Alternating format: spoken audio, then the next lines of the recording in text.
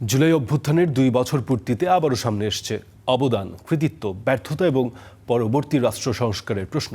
তবে কে কতটুকু ভূমিকা রেখেছে সেই বিতর্কের চেয়ে আন্দোলনের লক্ষ্য কতটা বাস্তবায়িত হয়েছে সেটি এখন গুরুত্বপূর্ণ বলে মত দিয়েছেন রাজনৈতিক নেতা ও বিশ্লেষকেরা। জুলাই অভ্যুত্থানে অবদান, বিতর্ক ও ব্যর্থতার দায় পর্যালোচনা নিয়ে সংলাপের আয়োজন করে আমার বাংলাদেশ পার্টি। জুলাই আন্দোলন ব্যর্থ হয়নি।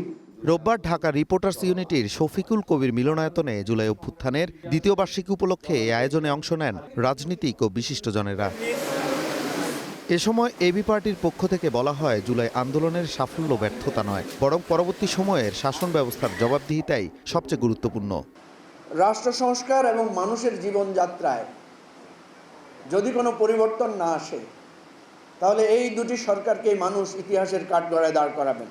আমরা অন্তর্বর্তীকালীন সরকারের প্রথম 6 মাস আর বিএনপির এই 6 মাস, এই 6 মাসকে তুলনা করে আমরা একটা সংলাপের আয়োজন করার ইচ্ছা পোষণ করছি। তোলা অবদান ধরে অবদানের আলোচনা করাটা খুবই একটা অভদ্র জায়গা।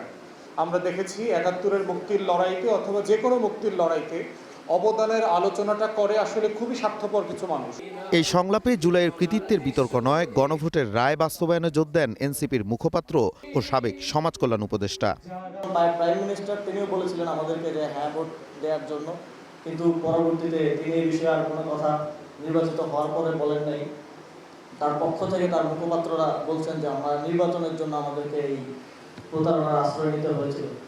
৫৪ বছরের ব্যর্থতা জুলাই অভ্যুত্থানের ওপরে চাপিয়ে দিয়ে আমরা বিশ্লেষণ করতে চাইছি, জুলাই অভ্যুত্থান সফল না বিফল, এই প্রশ্নটাই তো ভুল। এ সময় জুলাই যোদ্ধাদের ওপর হামলা মামলার ঘটনায় ক্ষোভ প্রকাশ করেন কবি ও চিন্তক ফরহাদ মজহার।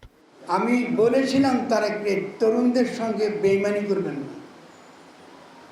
এই তরুণদের সঙ্গে বেগম খালেদা জিয়াও বেইমানি করতে চান নাই, কখনো বারবার চেষ্টা করেছেন। আজকে আপনার পুলিশ দিয়ে তাদেরকে আপনি পিটিয়েছেন। আপনি বৃষ্টির মধ্যে তারা ওখানে বসেছিল, যারা আমাদেরকে মুক্তি দিয়েছে। অন্তর্বর্তীকালীন সরকার অবৈধ হলে সেই সরকারের সময় হওয়া নির্বাচন অবৈধ বলে মন্তব্য করেন ফরহাদ মজহার। তাহলে ডক্টর ইউনূসের সরকারের দ্বারা নির্বাচিত সরকারও অবৈধ। Nazmul Hasan, star news, Dhaka.